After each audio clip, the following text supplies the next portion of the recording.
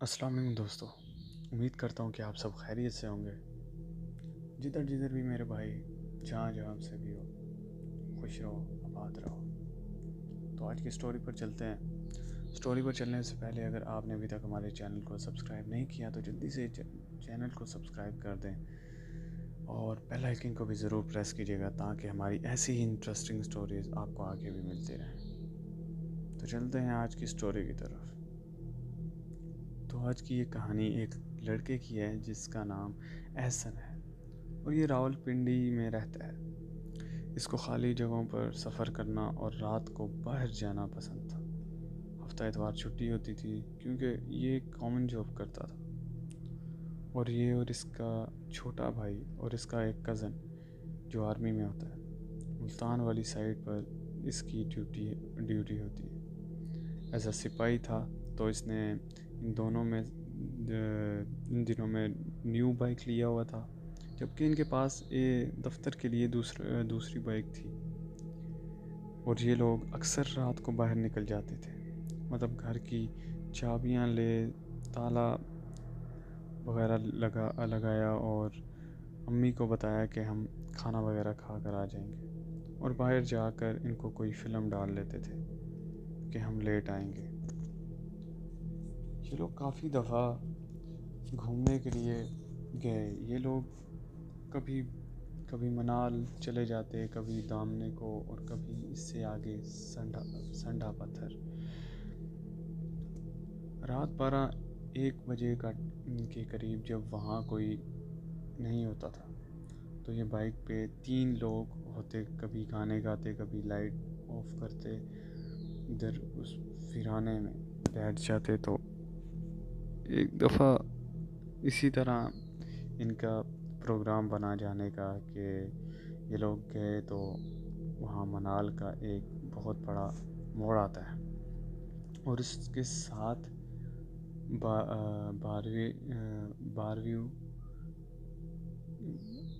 بارویو کے لیے جگہ بھی بنائی ہوئی ہے۔ اس موڑ کے اوپر ایک بابا جی ہوتے تھے، اور جب یہ وہاں سے مڑے تو انہیں لگا کہ وہاں ایک بلیک کلر کا شوپر پڑا ہوا ہے۔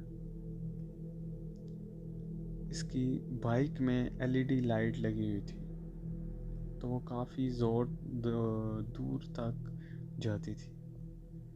یہ لوگ اپنے مست ماحول میں گانے گاتے ہوئے جا رہے تھے، تو اس نے اپنے چھوٹے بھائی سے کہا کہ ایک شوپر ہے، تو اس نے کہا کہ نہیں، شوپر نہیں ہے، کوئی اور چیز ہے، میں نے اسے ہلتے ہوئے دیکھا ہے روڈ کے ایک سائڈ پر۔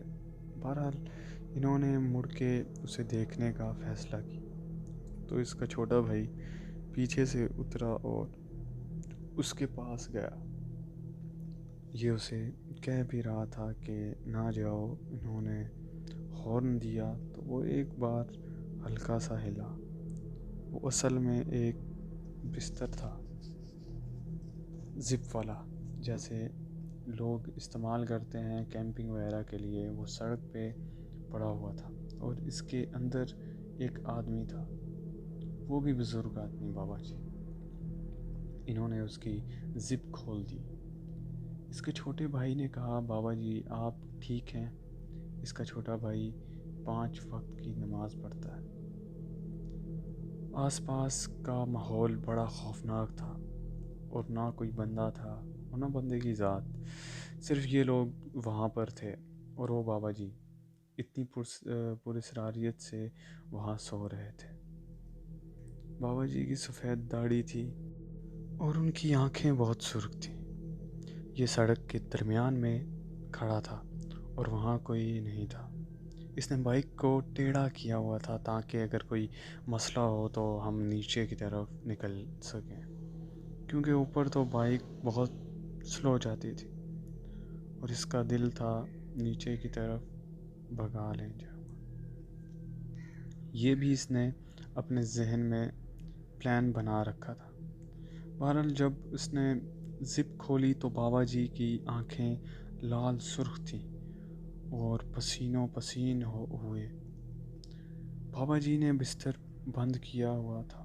بابا جی نے اسے اشارہ کیا اور کہا، کہا چلے جاؤ یہاں سے۔ اس نے اپنے بھائی سے کہا کہ شہری تھوڑا پیچھے ہو جا۔ وہ ان کے بالکل پاس بیٹھا ہوا تھا اور پوچھ رہا تھا کہ بابا جی خیر ہے، آپ کو پانی چاہیے؟ تو بابا جی کہتے ہیں جاؤ۔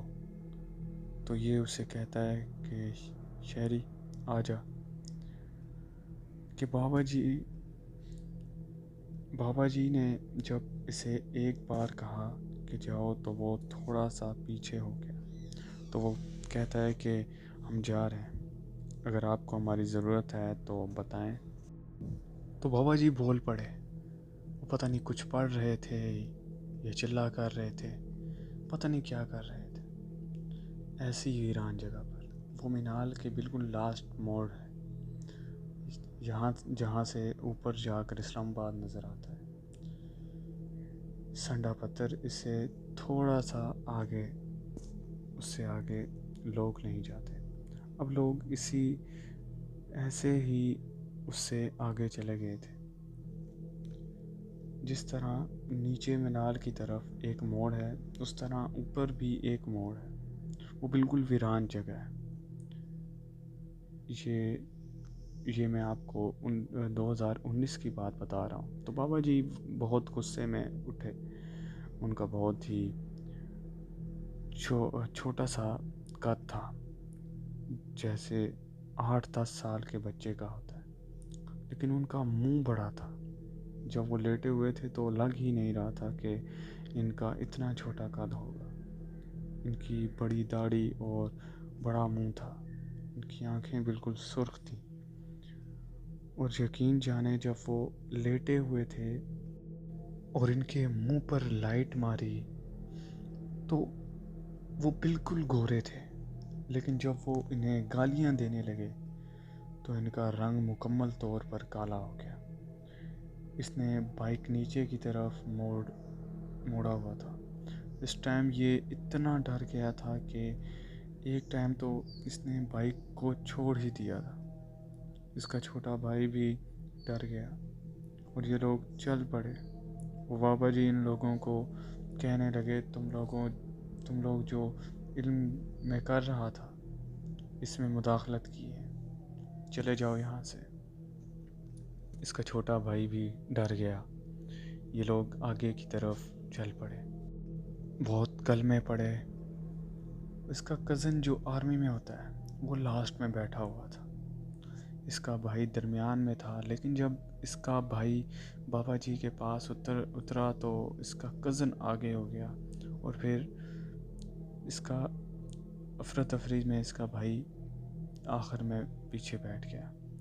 تو اس نے موٹر سائیکل اور اس کی طرف بھگا دی، حالانکہ اس کا پلان تھا کہ نیچے کی طرف جانا ہے۔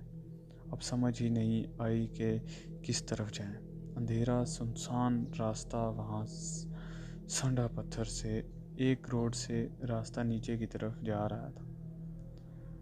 تو یہ لوگ نیچے کی طرف چلے گئے۔ یہ ان سے بیوقوفی ہوئی کہ یہ روڈ سے ہٹ کے نیچے کی طرف چلے گئے۔ جب یہ لوگ نیچے کی طرف گئے تو وہاں راستہ نیچے اتر رہا تھا اور بالکل سیدھا راستہ تھا۔ انہیں نیچے کی طرف لائٹ نظر آئی تو یہ نیچے اتر کر اس لائٹ کی طرف چلے گئے۔ انہیں جو دعائیں کلمے آتے تھے یہ پڑھ رہے تھے۔ یہ تو ان کا جو کزن تھا وہ تو رونے بھی والا تھا۔ اس کے کزن نے کہا کہ بائک نہ روکنا۔ اس نے کہا میں کیوں بائک روکوں گا، خدا کے بندے۔ انہوں نے ایک دوسرے سے بحث شروع کر دی۔ یہ اپنے چھوٹے بھائی سے کہنے لگا کہ میں نے منع کیا تھا نہ چھیڑو اور تم لوگوں نے پھر وہی حرکت کی۔ خیر یہ لوگ نیچے جاتے رہے۔ وہ ایک گھر تھا اور اس کا بھائی بائک سے چھلانگ لگا کر نیچے اترا۔ بائک سٹارٹ ہی تھی۔ یہ لوگ بس یہ دعا کر رہے تھے کہ انہیں وقتی پناہ مل جائے، کہ ہم اس ویرانے سے روشنی میں چلے جائیں۔ جب انہوں نے دروازے پر دستک دی تو وہی بابا اندر تھے۔ یہ لوگ دروازے پر دستک دیتے ہیں اور وہی بابا اور ان کا کالا رنگ، جھونپڑی ٹائپ ایک کمرہ سا تھا۔ جب یہ لوگ وہاں رکے تو آگے راستہ تھا، لیکن جب وہ بابا اندر سے نکلا تو انہوں نے دوبارہ دیکھا تو وہاں کوئی راستہ نہیں تھا، نہ آگے نہ پیچھے۔ یہ سمجھ ہی نہیں پا رہے تھے کہ یہ کہاں ہے۔ وہاں کوئی راستہ ہی نہیں تھا۔ وہ بابا باہر بھی نہیں آ رہا تھا، بس دروازہ کھول کے انہیں دیکھی جا رہا تھا۔ رات کا ٹائم اور موبائل کی فلیش لائٹ آن۔ اس کا آرمی والا کزن تو رونا شروع ہو گیا۔ سمجھ نہیں آ رہی تھی انہیں کہ ہم کدھر جائیں، تو یہ بائک لے کر نیچے جنگل کی طرف چلے گئے۔ ان لوگوں نے ویرانے میں بائک چلائی اور اللہ کی کرنی ایسی ہوئی کہ مینال کے پاس لوگ کھڑے ہوئے تھے۔ انہیں سمجھ نہیں آئی کہ ہم لوگوں ان کے ساتھ رک جائیں یہیں پر یا مینال ہوٹل چلے جائیں۔ یہ لوگ نیچے پنڈی کی طرف بھاگنا شروع ہو گئے۔ ایک دو جگہ پر ایسا موڑ آیا کہ بائک کا ہینڈل نہ مڑے تو اسلام آباد ہائی کورٹ والی روڈ جو مینال سے ہائی کورٹ تک، ان کے سر پر ایک پرندہ رہا، جو کہ وہ ان کے سر پر 2-3 فٹ اوپر تھا۔ وہ وائٹ کلر کا پرندہ تھا، کبوتر سے تھوڑا بڑا۔ وہ اسلام آباد ہائی کورٹ تک ان کے ساتھ رہا اور ایسا لگ رہا تھا کہ روڈ کے ساتھ 10-20 بیل ایک ساتھ روڈ کے ساتھ بھاگ رہے ہوں۔ اس طرح کی آواز آ رہی تھی۔ فیض آباد پل کے نیچے اس کا ایک دوست رہتا ہے، اس کے پاس جا کر یہ لوگ رکے۔ اس نے انہیں پانی وغیرہ پلایا۔ 120 کی سپیڈ میں بائک چلا رہے تھے۔ اللہ نہ کرتا کہ کچھ ہو جاتا وہاں پر، تو انہوں نے اس کو ساری بات بتائی، ساری صورتحال بتائی۔ وہ ان کی بات پہ یقین ہی نہ کرے۔ انہیں یقین نہیں آ رہا تھا۔ جس بابا جی کو انہوں نے سنسان روڈ پہ دیکھا تھا، اسی نے اس گھر کا دروازہ کھولا جہاں ہم دستک دینے گئے تھے۔ یہ سب سمجھ سے باہر تھا۔ اس کے بعد گھر آ کے فجر کی نماز پڑھی تو انہیں لگا اب سب ٹھیک ہو گیا۔ 3 سال ہو گئے، لیکن یہ اس طرح اب رات کو نہیں نکلتے، پہلے بہت نکلتے تھے۔ میں آپ کو بتانا بھول گیا کہ بابا نے کیا کہا تھا۔ بابا نے جب یہ لوگ اس کی زپ کھولی تھی انہوں نے، تو بابا نے کہا تھا کہ تم لوگوں نے میری محنت برباد کر دی۔ وہ بار بار ان سے یہی کہتا رہا کہ تم لوگوں نے میری 6-7 ماہ کی محنت برباد کر دی۔ اس کی آواز ایسی تھی جیسے 3-4 لوگ مل کر کوئی پتلی آواز میں تو کوئی موٹی آواز میں بول رہا ہے۔ وہ اپنے ہاتھوں سے غصے سے ان لوگوں کو اشارہ کر رہا تھا کہ تم نے میرا کام بگاڑ دیا، میں تم لوگوں کو نہیں چھوڑوں گا۔ اس طرح کی باتیں کر رہا تھا۔ خیر فجر کے وقت یہ گھر گئے۔ 1 ہفتہ گزر چکا تھا۔ یہ گورنمنٹ نوکری کرتا تھا اور اس کی بہن گاؤں میں پڑھاتی تھی۔ اس کا نکاح ہوا تھا مگر رخصتی نہیں ہوئی تھی۔ اس کی لو میرج ہوئی تھی۔ سب کچھ اچھا چل رہا تھا۔ ان دنوں اس کی سسٹر کا رشتہ ہوا تھا۔ جب یہ گھر آئے اگلے دن اس کے چھوٹے بھائی کو بخار ہو گیا اور یہ لوگ سمجھ ہی نہیں پائے یہ کیسا بخار تھا۔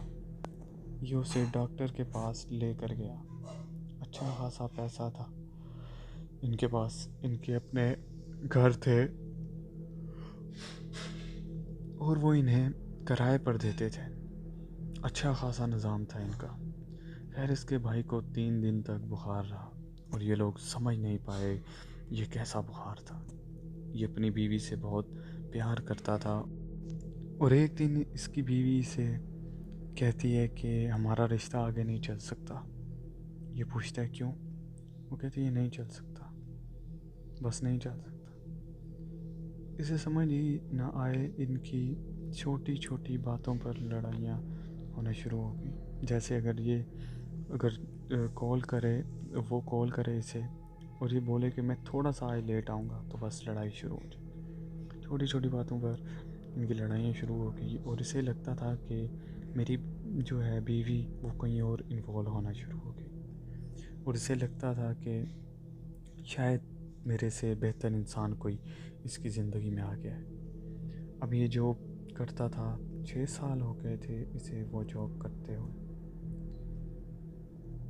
ہیلپ ڈپارٹمنٹ نے یہ 8 لوگ، اور 8 لوگوں میں سے جو ان سے بعد میں آئے تھے، ان میں سے صرف اس کا لیٹر آ گیا کہ اس منتھ آپ کا کانٹیکٹ ختم ہو رہا ہے اور نیکسٹ منتھ سے آپ کو کانٹیکٹ نہیں ملے گا.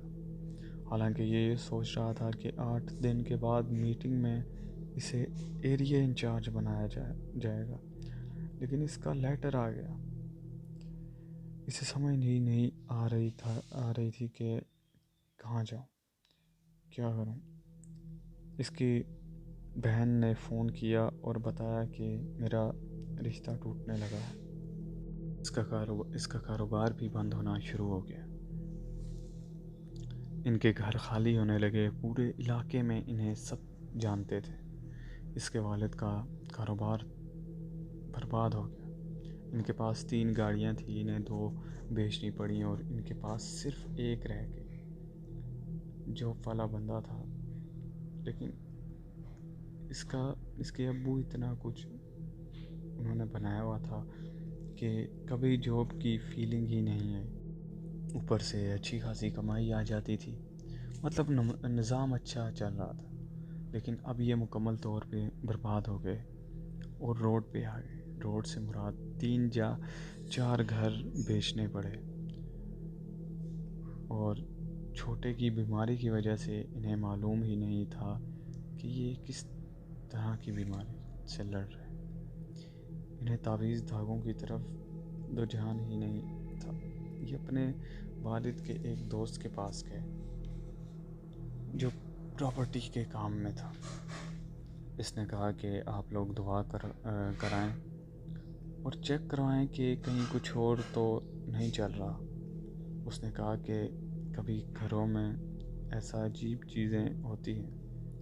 یہ آدمی اس کے والد کا دوست تھا اور یہ اسے اچھی طرح جانتا تھا. اس کا نام خلیل تھا اور وہ پراپرٹی کا کام کرتا ہے. وہ انہیں ایک بندے کے پاس لے کر جاتا ہے. تو اس نے بتایا کہ آپ کے چھوٹے بیٹے کے اوپر بندش ہے، اور اس چھوٹے بیٹے کی وجہ سے آپ سب بندش میں کے اندر ہو. انہوں نے اس سے پوچھا کہ یہ بندش کس نے کروائی ہے. پہلے تو وہ نام ہی نہیں بتا رہا تھا کہ یہ ہمارے کام کا اصول نہیں ہے. تو پھر اس کے ابو نے اسے تھوڑا پیسے وغیرہ دیے. تو اس نے بتایا کہ آپ کے بچوں نے کسی علم کے اندر مداخلت کی ہے اور زندگی میں پہلی بار ایسا ہوا ہے کہ میں اس بندے کا نام نہیں جان پا رہا. تو اس کے ابو نے کہا کہ میرے بیٹوں کو ایسا کوئی شوق ہی نہیں کہ وہ علم سیکھنے جائیں یا کچھ ایسا کریں. تو پھر اس نے اپنے ابو کو ساری بات بتا دی. تو اس کے ابو نے بولا کہ میں تمہارے پاؤں پکڑوں یا کیا کروں؟ تم اتنا سب کچھ برباد ہونے کے بعد بات بتا رہے ہو، کاش تم پہلے بتا دیتے. تو اس بابا نے انہیں کہا کہ 20 بکروں کا ہدیہ مجھے دیا جائے. تو اس کے ابو نے بولا کہ میرے حالات ٹھیک ہو جائیں اور میرے بچے کے معاملات صحیح ہو جائیں تو میں آپ کو 20 چھوڑ دیں 40 بکروں کا ہدیہ دوں گا۔ تو اس کے ابو نے یہ غلطی کر دی، اس نے ان لوگوں کو ٹھگنا شروع کر دیا۔ اس نے ان کا کام کیا، کام ہو رہا تھا، پر آہستہ آہستہ پتہ نہیں اس نے کیا کر دیا تھا، اور پھر ان لوگوں پر کچھ کر دیا تھا، اور ان کا مائنڈ سیٹسفائی ہونا شروع ہو گیا تھا۔ مطلب یہ کہ اس کے پاس جانے سے ان کا نظام تھوڑا سا ٹھیک ہو جاتا تھا، اور پھر اس کے بعد ان کا اس سے تعلق خراب ہونا شروع ہو گیا۔ اس کے ابو بولے کہ میں نے لاکھوں روپے برباد کر دیے ہیں۔ اس کے بعد ان کے ایک دو گھر اور تھے، وہ بھی سیل ہونا شروع ہو گئے، لیکن اس کا چھوٹا بھائی تھوڑا بہتر ہونا شروع ہو گیا۔ تو اس طرح سے کرتے کرتے اس کے ابو بابا جی سے تنگ آ گئے، کیونکہ یہ لوگ اس کے پاس بہت سے پیسے برباد کر چکے تھے، کبھی 30,000، کبھی 40,000، کبھی 1,00,000، بہت سے لوگوں میں۔ اور یہ انہیں کوئی 12واں بابا ملا جو تھوڑا سا ان کا کام کر رہا تھا۔ اس کا جہاں پر نکاح ہوا تھا، اس کی ساس بہن بہت اچھی تھی، وہ تو ان کے ساتھ بھی کچھ ایسے معاملات ہوئے تھے۔ یہ لوگ ایک بابا جی کے پاس گئے تھے، اس کے بعد ان کے حالات ٹھیک ہو گئے۔ ان کا ایک 22 سال کا نوجوان بیٹا سوکھ کر فوت ہو گیا تھا، تو انہوں نے انہیں ایک بندے کا پتہ دیا۔ انہوں نے کہا کہ آپ اس بندے کے پاس جاؤ، آپ لوگوں کا کام ضرور ہوگا۔ تو اس کے گھر کے کچھ لوگ، اس کے ابو اور یہ اور اس کا کزن اور ان کے گھر کے 2 بزرگ اور گئے۔ تو کیا ہوا کہ تو اس کی ساس نے جو اس بابا کا ایڈریس بتایا تھا، تو اس نے کہا کہ وہ بابا ملتا نہیں، اسے ڈھونڈنا پڑتا ہے۔ تو اس طرح 2-3 دن وہاں رکے۔ وہ منڈی بہاؤالدین کے آگے ایک گاؤں ہے جہاں ایک جنگل ہے۔ منڈی بہاؤالدین کے آگے 2 گھنٹے کا راستہ ہے، جنگل کے اندر وہ بابا اکیلا رہتا ہے۔ ان کا حلیہ اس طرح کا ہے کہ ان کے گھنگرالے بال لمبے لمبے، انہیں دیکھ کر ڈر لگتا ہے۔ وہ بوڑھے نہیں ہیں مگر شدید کمزور ہیں۔ تو انہوں نے وہاں ایک بندے کے ساتھ دعا سلام بنائی، اور اس کے تھرو وہ بابا سے ملے۔ وہاں سارا جنگل ہی جنگل تھا، اور اس جنگل کے اندر ایک مرلے کی جگہ پر جھاڑیوں کو کاٹ کر گول دائرے کی شکل میں ایک جگہ کو صاف کر کے اس دائرے کے اندر چاروں طرف ڈنڈے لگائے ہوئے تھے، جن کے اوپر سبز رنگ کا کپڑا تھا۔ تو وہ انہیں اشارہ کرتا ہے کہ گول دائرے سے پیچھے رہو، جبکہ اسے اور اس کے کزن کو اشارہ کرتا ہے کہ تم لوگ اندر آ جاؤ۔ اور پھر اس کے بابا کے ساتھ اچھا خاصا صحت مند بندہ تھا۔ اس نے کاٹن کے کپڑے پہنے ہوئے تھے، اور اس نے ادھر کی بولی میں کہا کہ تم دونوں اندر آؤ۔ اس بابا نے انہیں اپنے سامنے بٹھایا، اور اس نے کہا کہ ساری باتیں اپنے گھر والوں کو نہیں بتانی چاہیے، اپنے آپ کو برباد کر رہے ہو آپ لوگ۔ اور اس نے جب یہ بات بولی تو اس کا کزن اس کی طرف دیکھے، اور اس کے ابو ہیں وہ رونا شروع ہو گئے، اور اس کے ابو نے کہا نہیں پتہ چل رہا کہ میرے بیٹے کو کیا ہے، وہ ختم ہوتا جا رہا ہے، میری بیٹی کا رشتہ ٹوٹ گیا ہے، اور میرے اس بیٹے کی نوکری چلی گئی ہے،